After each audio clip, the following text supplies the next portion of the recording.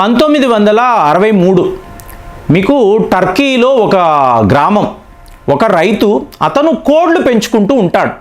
కొద్ది రోజులుగా ఇతను పెంచుకుంటున్న కోడ్లు కనిపించడం లేదు, ఎక్కడికి వెళుతున్నాయో తెలియడం లేదు, కొన్ని వస్తున్నాయి, కొన్ని తిరిగి రావడం లేదు. సో దాంతో ఇతను ఇల్లంతా కూడా వెతుకుతున్నాడు. సడన్గా అతనికి ఒక రంధ్రం, పెద్ద రంధ్రము కనిపిస్తుంది. ఏంటి ఈ రంధ్రము, ఎప్పుడు నేను గమనించలేదే అని అనుకున్నాడు. అనుకుని లోపల అంది చూస్తే ఇతనికి తప్పిపోయిన కోడ్లంతా కూడా ఆ ప్రాంగణంలో తిరగడం. దాంతో ఇతనికి ఆశ్చర్యంగా అనిపించింది, లోపల ఏముంటుంది, ఈ రంధ్రము లోపలికి వెళ్ళి చూస్తే ఏముంటుంది. వెంటనే ఏం చేశాడు, ఈ రంధ్రాన్ని పగలగొట్టడం మొదలుపెట్టాడు. మీకు ఎంతలాగా పగలగొట్టాడు అంటే లోపల మీకు ఎన్నో గదులు కనిపిస్తున్నాయి.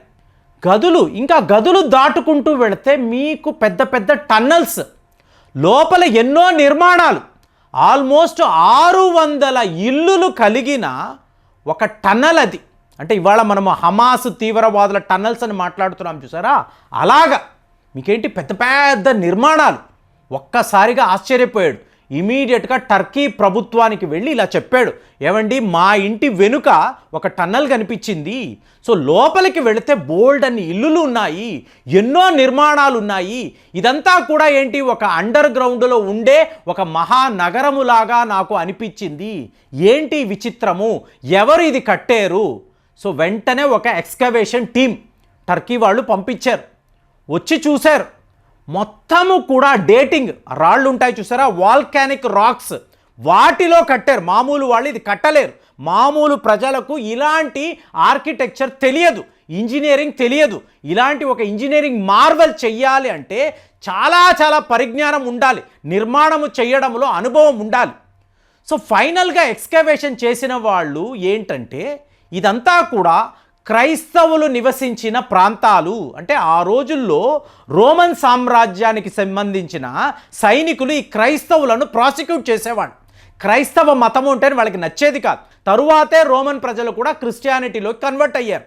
కాబట్టి తమను తాము కాపాడుకోవడానికి ఒక 20,000 మంది ప్రజలు, క్రైస్తవులు ఈ అండర్ గ్రౌండ్ సిటీలో వాళ్ళు నివసించారు. మీకేంటి మంచి గాలి, వెలుతురు, మీకు బెడ్రూములు, బాత్రూములు, అలాగే జంతువులను పెంచుకోవడానికి షెల్టర్ హోమ్స్, ఇన్ని కూడా. శత్రువులు వస్తున్నారా ఇమీడియట్గా గేట్లను మూసేసేవాళ్ళు, ఎవరు కూడా లోపలికి రాలేరు. సో చూసిన టర్కీ వాళ్ళు బిత్తరపోయారు, ఈ క్రైస్తవుల యొక్క ఈ టాలెంట్ ఏంటి, ఈ కన్స్ట్రక్షన్ ఎక్స్పీరియన్స్ ఏంటి, ఈ ఇంజనీరింగ్ ఏంటి, అద్భుతము అని అనుకున్నారు. కానీ తర్వాత చూడండి, జీనోఫోన్ ఆఫ్ ఏథెన్స్ అని అంటారండి. ఇతను గ్రీకుకు సంబంధించిన అత్యుత్తమమైన మిలిటరీ కమాండర్. ఈయన యానాబాసిస్ అని చెప్పి ఒక పుస్తకం రాశారు. అందులో సరిగ్గా ఇదే నగరానికి సంబంధించిన ఇంజనీరింగ్ వర్క్ రెఫరెన్స్ ఉంది. అంటే ఏంటి, మీకు రోమన్ సామ్రాజ్యము క్రైస్తవ మతానికి ముందే ఈ నగరము ఉంది అని చెప్పి ఈయన చెప్పడంతో మళ్ళీ ఎక్స్కవేషన్ మొదలుపెట్టారు. ఇక్కడ ఎలా ఉంటుందంటే, మీరు ఎక్కడైనా పురావస్తు శాఖ వాళ్ళు వెళ్ళారు అనుకోండి, ఇప్పుడు ఆర్కియాలజికల్ సర్వే ఆఫ్ ఇండియా, వీళ్ళు వెళ్ళి ఒక ప్రాంతాన్ని సర్వే చేస్తారు. వీళ్ళకి ఎన్నో వస్తువులు దొరుకుతాయి, పాత్రలు దొరుకుతాయి. ఆ రోజుల్లో ప్రజలు వాడిన మీకు ఎన్నో రకమైన పరికరాలు ఉంటాయి.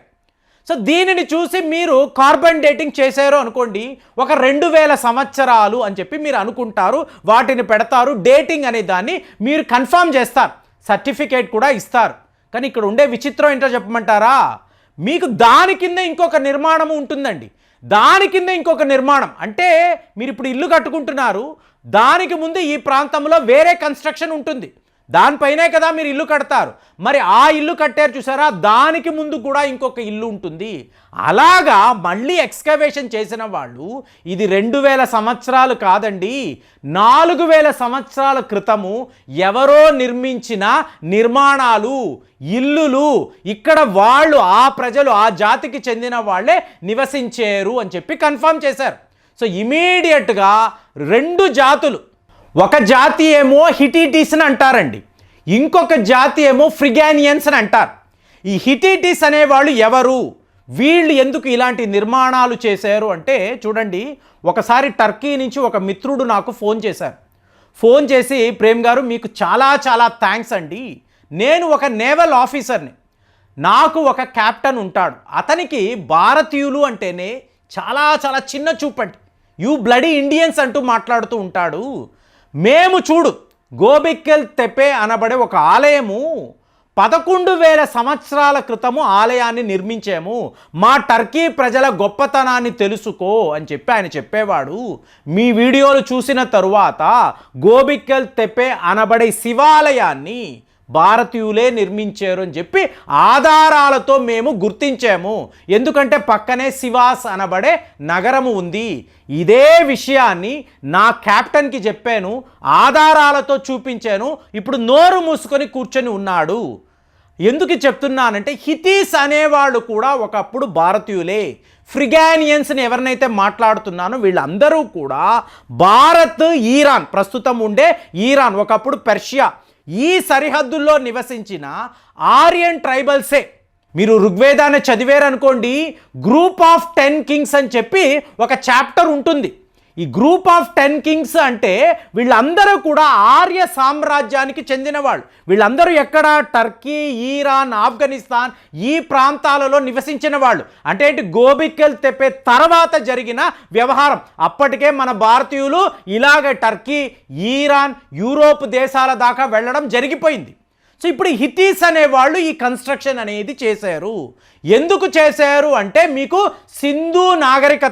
సింధు నాగరికతలో ఎలాంటి బ్రహ్మాండమైన నిర్మాణాలు ఉంటాయో అలాంటి నిర్మాణాలను వీళ్ళు కూడా నివాస యోగ్యంగా, రేపు శత్రువులు తమ మీదికి వచ్చినప్పుడు వీళ్ళు ఎవరూ కూడా కనిపించకుండా అండర్ గ్రౌండ్లో చాలా పెద్ద నగరాలను వీళ్ళు ఇలా నిర్మించుకున్నారు. 600 ఇల్లులు, 20,000 మంది అంటే మీకు ఎలాంటి ఫెసిలిటీస్ ఉంటాయో చూడండి. తరువాత మీరు చూసారనుకోండి, ఇంకొక వర్గము ఫ్రిగియన్స్ అని అంటారు. సో వీళ్ళు కూడా ఏంటంటే ఇదే టర్కీలో, ఇదే ప్రాంతంలో ఎన్నో నగరాలను వీళ్ళు నిర్మించారు. వీళ్ళు కూడా మీకు సంస్కృతము మాట్లాడే ఆర్యన్స్ అండి.